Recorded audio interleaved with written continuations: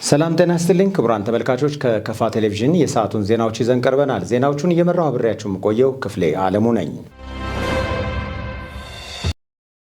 የኢትዮጵያ የባህር በር ጥያቄ እንዲሳካ የፖለቲካ ልዩነትን አስቀርቶ በጋራ መስራት እንደሚገባ ለከፋ ቴሌቪዥን ሀሳባቸውን ያጋሩ የፖለቲካ ፓርቲዎች ተወካዮች ተናገሩ። አስተያየት ሰጪዎቹ የባህር በር ጉዳይ ከሀገር ሕልውና ጋር የሚያያዝ መሆኑን በመገንዘብ የበኩላቸውን እየተወጡ መሆኑንም ገልጸዋል።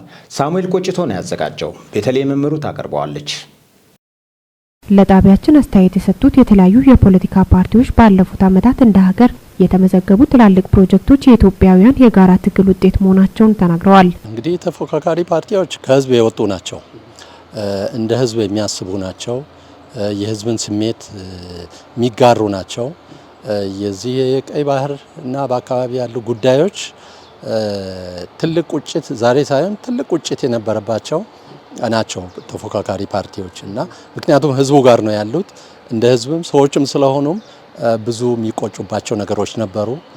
ምክንያቱም እድሎችን በተወሰኑ ክፍሎች ምክንያት እነኛን እድሎች የራሳችንን አውጥተን እየሰጠንበት ሁኔታ ስለነበረ ተፎካካሪ ፓርቲዎችም ተመሳሳይ ቁጭት ነው ያለባቸው። በተለይም እንግዲህ ወደ ካህዴ ነው የሚመጣው።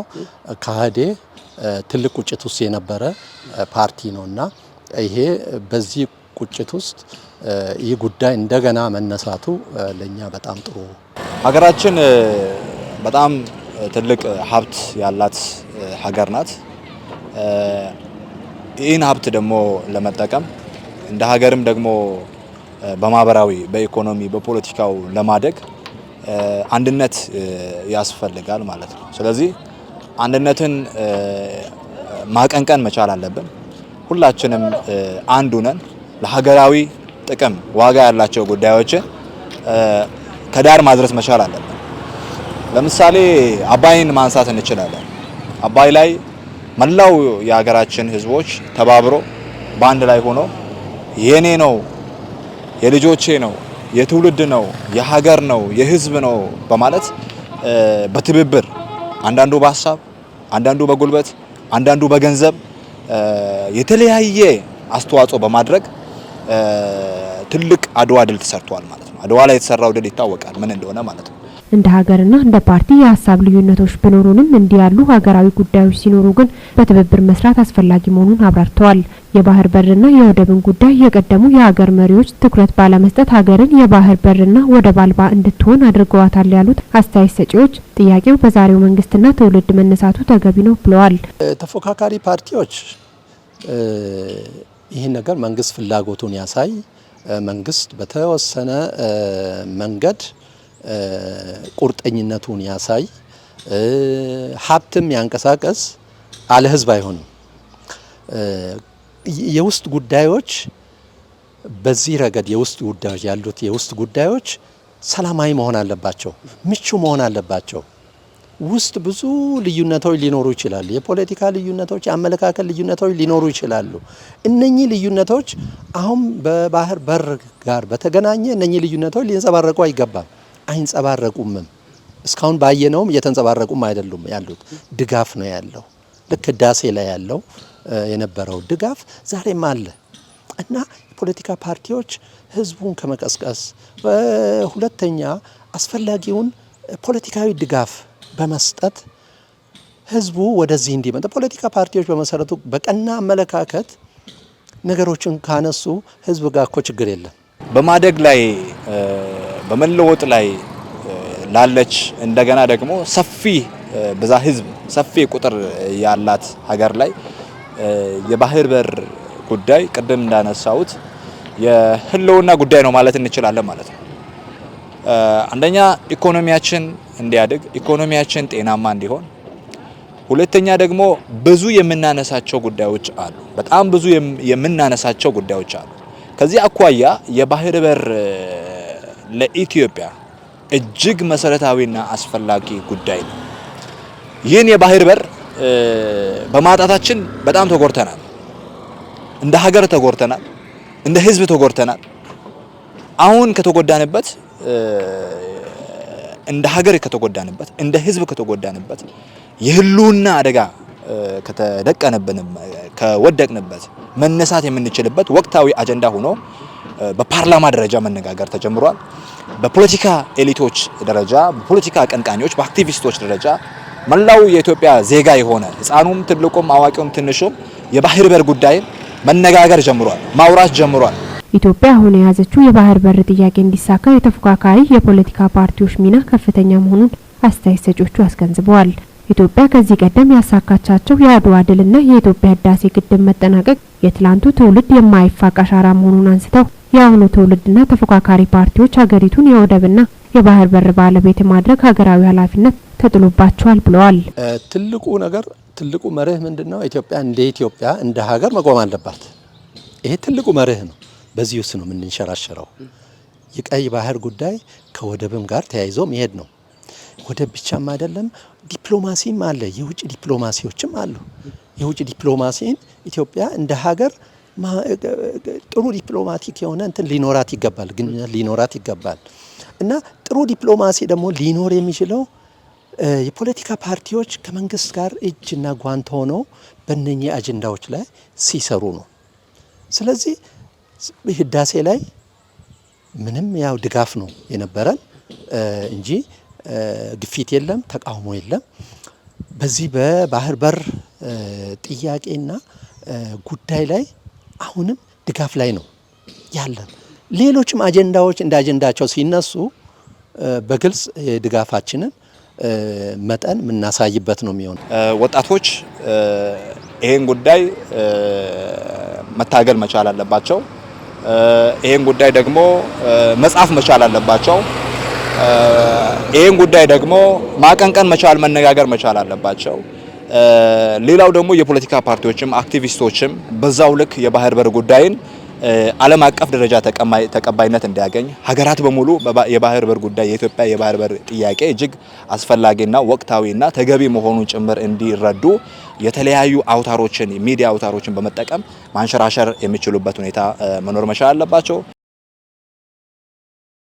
የክልሉን ምርትና ምርታማነት ለማሳደግ የምርጥ ዘር አቅርቦት ላይ በትኩረት እየሰራ መሆኑን የደቡብ ምዕራብ ኢትዮጵያ ሕዝቦች ክልል ግብርና ቢሮ አስታወቀም። የግብርና ፓኬጆችን በተገቢ ሁኔታ ተግባራዊ ማድረግ ላይ ባለድርሻ አካላት አጽንኦት ሰጥተው መስራት እንዳለባቸው የቢሮው ኃላፊ አቶ ማስረሻ በላቸው ተናግረዋል። ዘገባው የክልሉ የመንግስት ኮሚኒኬሽን ጉዳዮች ቢሮ ነው። ብሩክታይት ብርሃኑ። የግብርና ምርታማነትን ለማሳደግ እየተከናወኑ ካሉ ተግባራት ምርጥ የዘር አቅርቦት በዋናነት ይጠቀሳል። ይህንን ግብ ለማሳካት የምርጥ ዘር ድርጅት ተቋቁሞ ባለድርሻ አካላትን በማሳተፍ ውጤታማ ተግባራትን እየተከናወነ መሆኑን ተናግረዋል። ይህ ተግባር በክልሉ ገና እንደተጀመረ የጠቆሙት የግብርና ቢሮ ኃላፊ ምንም አይነት ምርጥ ዘር ከማይመረትበት ክልል አሁን በአንድ ወቅት ብቻ ከ2700 እስከ 3200 ሄክታር በክልሉ ምርጥ ዘር ድርጅት በዚህ ዘርፍ ከተሰማሩ ባለሀብቶች ጋር በመቀናጀት የማምረት ስራ መጀመሩን አስረድተዋል። በዘንድሮ መኸር ወቅት 3 ዋና የሰብል አይነቶችን በማልማት ምርት እየተሰበሰበ እንደሚገኝ ጠቁመዋል። በበልግ አዝመራ 9 የሰብል አይነቶችን ለማልማት የቅድመ ዝግጅት ስራዎችን በመጠናቀቅ ላይ መሆኑን በማከል የደቡብ ምዕራብ ኢትዮጵያ ዋና ስራ አስፈጻሚ ዶክተር ብርሃኑ ብላቴ በበኩላቸው በ2017-18 የመኸር ምርት ዘመን ከ90 ሄክታር መሬት በላይ የተለያዩ ሰብል የዘር ብዜት ስራ እየተከናወነ ይገኛል ብለዋል። እስካሁን በመኸር አዝመራ በ90 ሄክታር መሬት ላይ የስንዴ፣ የቦሎቄና ሩዝ ሰብሎች የዘር ብዜት ስራው መከናወኑን ገልጸው ከዚህም ከ3000 በላይ ኩንታል ምርት እንደሚገኝ አስረድተዋል።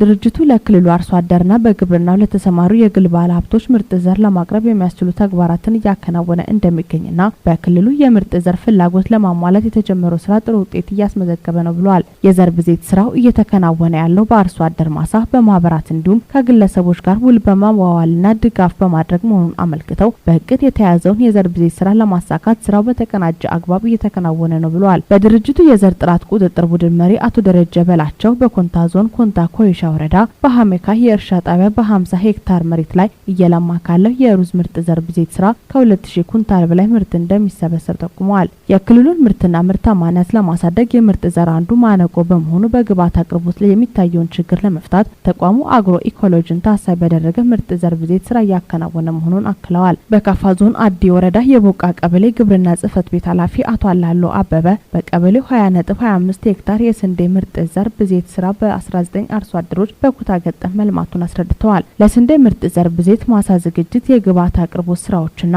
በሌሎች ስራዎች የተጠናከረ ድጋፍ መደረጉን ጠቅሰው ከዚህም 1000 ኩንታል የስንዴ ምርጥ ዘር ለማቅረብ እየተሰራ እንደሚገኝ ገልጸዋል። የቀበሌው አርሶ አደር አቶ አስራት ክፍሌ በማዳበሪያና በምርጥ ዘር አጠቃቀም የዳበረ ልምድ እንዳላቸው አውስተው በክላስተር ከለማው ስንዴ ጥሩ ውጤት ለማግኘት የእንክብካቤ ስራውን በማከናወን ላይ እንደሚገኙ ተናግረዋል። በክልሉ ምርጥ ዘር ድርጅት ጋር ውል ፈጽሞ በ10 ሄክታር መሬት ላይ የቦሎቄ ዘር እያባዙ እንደሚገኙና ከሚያባዙት የቦሎቄ ዘር ጥራቱን የጠበቀ ዘር ለመሰብሰብ ተግተው እየሰሩ መሆኑን የተናገሩት በዳውሮ ዞን ታርጫ ከተማ ቀበሌ 01 አርሶ አደር ተሾመ ኃይሌ ናቸው። በዳውሮ ዞን የታርጫ ዙሪያ ወረዳ ጌሳ ባሌ ቀበሌ አርሶ አደር ታየ ኦዳሞ በ3 ሄክታር ማሳ ላይ የቦሎቄ ዘር ብዜት በማህበር እያለሙ እንደሚገኙ ተናግረዋል።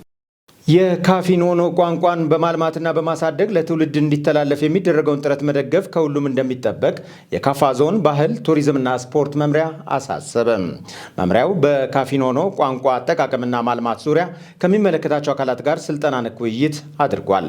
ዘገባው በደቡብ ሬዲዮና ቴሌቪዥን ድርጅት የቦንጋ ቅርንጫፍ ነው። ምህረት ማሞት አቀርበዋለች።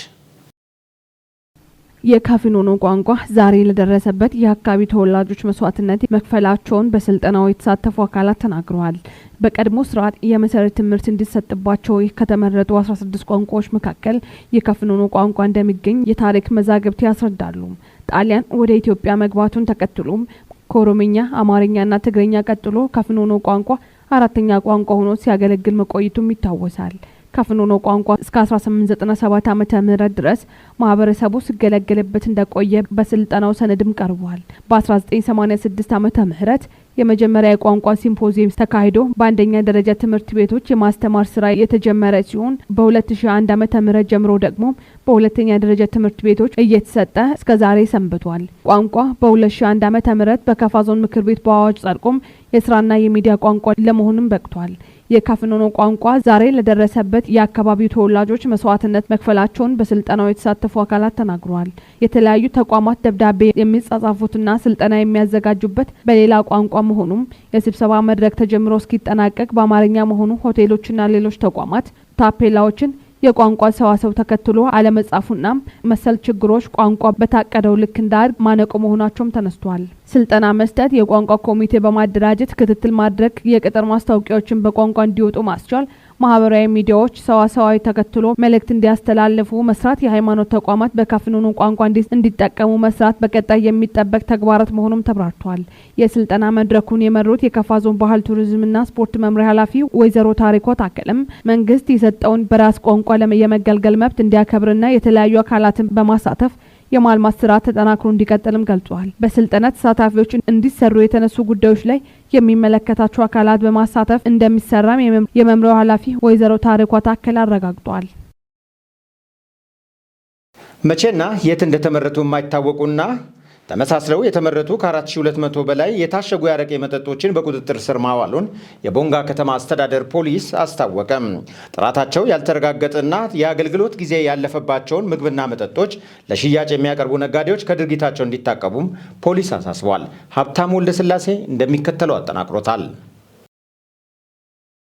ኡዞ የተባለ ኡዞ አንለው፣ ምክንያቱም በትክክል ሌብል ያልተደረገን ነገር በትክክለኛ ስሙ መጥራት ስለማንችል ኡዞ የተባለ ብለን ነው ያስቀመጥነውና ሰውን ጤና ወይም የህብረተሰቡን ጤና ሊጎዱ የሚችሉ በተለይ እነዚህ መጠጥ ነክ ነገሮች በህብረተሰቡ ጥቆማ ከሸታ ቀጠና ከአርሴማ መንደር አካባቢ የተያዘውን ኡዞ መሳይ ወይም አረቄ መሳይ ሆኖ ያው በተለምዶ ኡዞ ወይም ሱፐርመንት ነው እየተባለ የሚጠራውን የመጠጥ አይነት ነው። 4267 ፍሬ ነው የቆጠርነው። ሱፐርመንት የተባለ 19 በድምሩ 4286 ነው። የተያዘው አረቄን በተመለከተ ህገወጥ አረቄ ነው። ተሽከርካሪም ያው ፖሊሲ እየተከታተለ መኖሩን ስለሚያውቅ አመልጦ ሄዶ ያው የቴሌቪዥን ጣቢያው በስተጀርባ ጫካ ውስጥ እዛ አቁሞ ነው የጠፋው። ተከታትለን ሄደን ነው ፖሊስ መኪናውን ከያዘ በኋላ ባለቤቱም የራሱን መኪና እየፈለገ እንደነበረና ስልክ ዘግቶ ሾፌሩ እንደጠፋ እኛ ጋር መጥቶ አመልክቶ ነበርና ከዛ አንፃር ባለቤቱም በመተባበሩ ልጆቹ ከተማ ውስጥ ያሉትን ቤተሰብ በማሰማራቱ ነው ሄዶ እንደም ጫካ ውስጥ የተደበቀው የተገኘው። ይሄ እንግዲህ ምንድነው አንደኛ አንድ ምርት እንግዲህ ለህብረተሰቡ ጤና ይጠቅማል ወይም ለአገልግሎት ይውላል ከተባለ ምንነቱ ወይም ማንን እንትኑ ስለ ምርቱ የሚገልጽ ነገር ያስፈልጋል። አንደኛ አሁን ቅድም እንዳያችሁት ምርቱ ላይ ምንም አይነት ስለ ምርቱ ጥራት ስለ ምርቱ የት እንደተመረተ አንድ ካርቶን ምን ያክል ምርት መያዝ እንዳለበት ምርቱ ራሱ መቼ አገልግሎቱ እንደሚያበቃ እነዚህ ነገሮች ያልተገለጹበትና ማንነቱ ያልታወቀ እንግዲህ በተለምዶ ውዞ ወይም ሱፐርመንት መሳይ ነገር ነው ያየነውና እና በጤናው አሰራር መድኃኒትም ይሁን ማንኛውም ነገር በላዩ ላይ በትክክል ስሙ ካልተጻፈ በትክክል የተሰራበት ቦታ ካልተጻፈ በትክክል አገልግሎት ጊዜው የሚያበቃበት የተመረተበት ቦታ ካልተጻፈ ያ ነገር ህገወጥ ነው ብለን እናስወግደዋለን ማለት ነው። አንደኛ ህገወጥ ነው፣ ሁለተኛ ደረጃ የተሰጠ አይደለም። ምግብና መድኃኒት ቁጥጥር ባለስልጣን የሰጠው እንትን የለውም፣ አርማ የለውም። ካርቶኑ ጭራሽ ዝም ብሎ ታሽጎ መጣ እንጂ ምንም አይነት ስለ አረቀው መጠኑ የት እንደተመረተ የሚገልጽ ምንም ነገር የለም እዛ ውስጥ። ስለዚህ አሁን ስንመለከተው ምንም አይነት ነገር ላዩ ላይ የተጻፈ ነገር የለም። ያ አሁን የተባለ ብለን ካልነው በስተቀር ስልኩንም ስንሞክር ስልኩ እየሰራልን አልነበረም። ስለዚህ ትክክለኛ አድራሻ ቢሆን ኖሮ ስልኩን አንስቶ ሊመልስልን ይገባ ነበር። ካርቶኑንም በምንመለከትበት ሰዓት ከጎኑ ምንም የተጻፈ ነገር የለም፣ ከስርም ምንም የተጻፈ ነገር የለም። በየትኛውም አቅጣጫ ይሄ የሌብነት ስራ ስለሆነ ይሄንን ነገር መጠቀም የለብንም የሚል ግምት ነው ያለ የሚል ሀሳብ ነው ያለ። ይሄ ስራ ተጠናክሮ የሚቀጥል መሆኑን እዚህ ብቻ አይደለም፣ ሌሎች እንደውም በየሸቀጣ ሸቀጡ በየሱቁ ሁሉ የሚሸጡ እነዚህ በተለይ የታሸጉ ነገሮች በደንብ ስለ አገልግሎቱ ስለ ምርቱ የሚገልጽ እና የሚያበቃበትን ነገር የጊዜ ሰሌዳውን እዛ ያስቀመጠ መሆን አለበት። ይሄን ካላሟላ እንግዲህ አንድ ምርት ለህብረተሰቡ ጤና ጠንቅ ነው ተብሎም በጤናዎችም በደንብ ስለሚገለጽ ይሄን ነገር ትኩረት ሰጥቶ መስራትም ስለሚያስፈልግ ነው ዛሬ ስናስወግደዋል ነው ማለት ነው። ሰውን ደግሞ ጎጂ መሆኑን ገዳይ መሆኑን አውቆ ለፖሊስ መረጃ መስጠት አለበት። ከፖሊስ ጋር መተባበር አለበት፣ መደገፍ አለበት። ዙሮ ፖሊስ እየለፋ ያለው ህዝቡ እንዳይጎዳ፣ በህዝብ ላይ አደጋ እንዳይፈጠር፣ የህዝብ ህይወት እንዳይጠፋ ነው። ለዚህ ህዝባችን ለፖሊስ ድጋፍ መስጠት አለበት የሚል መልእክት ነው የሚያስተላልፈው። በደቡብ ምዕራብ ኢትዮጵያ ህዝቦች ክልል በዚህ ሳምንት በደረሰ የትራፊክ አደጋ በአንድ ሰው ላይ የሞት አደጋ መድረሱ ተገለጸ።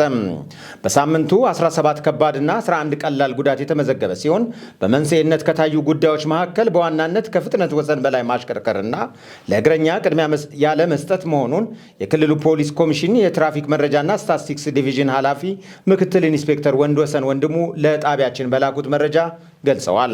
በዚህ ሳምንት ከተስተናገዱ አደጋዎች 4ቱ በካፋ ዞን ሲሆኑ 2ቱ በቤንች ሸኮ ዞን፣ አንዱ ደግሞ ሸካ ዞን ላይ መሆኑንም የክልሉ ፖሊስ መረጃ ይጠቁማል። የተስተናገደው የሞት አደጋ በከፋ ዞን ዋቻ ከተማ አስተዳደር በደረሰ የተሽከርካሪ ግጭት እንደሆነ ለማወቅ ተችሏል። ኢንስፔክተር ወንደሰን አሽከርካሪዎች ከማሽከርከራቸው በፊት የተሽከርካሪያቸውን ደህንነት ማረጋገጥና የትራፊክ ሕግና ደንብን ጠብቀው እንዲያሽከረክሩ አሳስበዋል። ዘገባው የባልደረባችን ፍጹም ተሾመ ነው። ክቡራን ተመልካቾች ከካፋ ቴሌቪዥን ለሰዓቱ ያዝናቸው ዜናዎች የእስካሁኖቹ ነበሩ። ዜናዎቹን እየመራው ክፍሌ ዓለሙ አብሬያችሁ ቆየው። ቀሪ ጣቢያችን መሰናዶች ይቀጥላሉ። በእኔ በኩል ሰላም።